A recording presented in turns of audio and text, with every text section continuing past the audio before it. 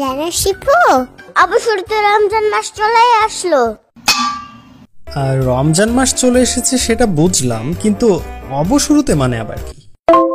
রমজান তো আসলো, তোর অবশেষে রমজান তো কেবল আসলো, তার অবশেষে কিভাবে হয়?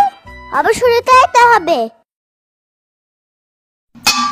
শিপুর বাচ্চা, ডিপ পেঁয়াজের মধ্যে আছো নাকি? ডিপ পেঁয়াজ মানে আবার কি? বুঝলাম না তো।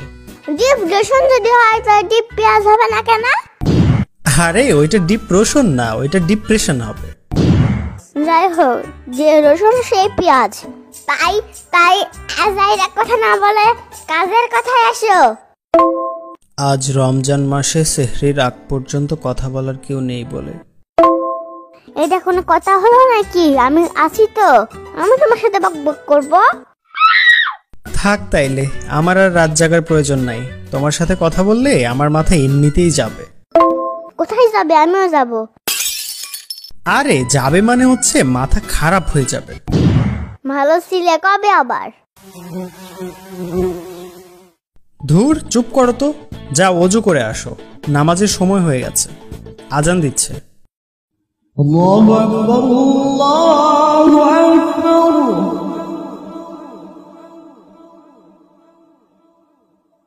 আল্লাহ। কিন্তু শিফু, আমার তো ওযু আছে। কখন ওযু করলা আবার?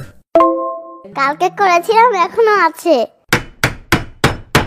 ওযু করছো কালকে, আজকে পর্যন্ত কিভাবে থাকবে?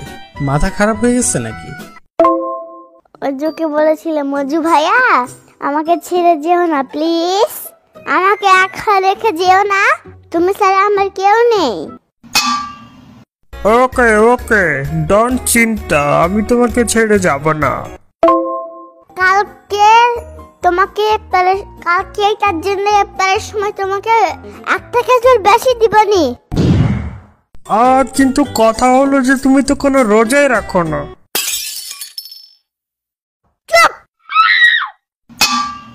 কথা তো ওইটা না, কথা হচ্ছে এতক্ষণ কিভাবে তোমার ওযু থাকে? একবার মুতুও করনি নাকি? না, পাদু দিয়েছিলাম একবার ধীরে করে, দিয়ে আল্লাহর কাছে মাপ চাইছি। তাহলে ওযু কি নষ্ট হয়ে যাবে?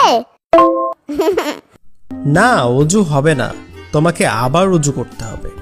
আর ওযু ছাড়া নামাজ হবে না। আর তোমার নামাজ যদি না হয় তাহলে তোমার রোজাও হবে না।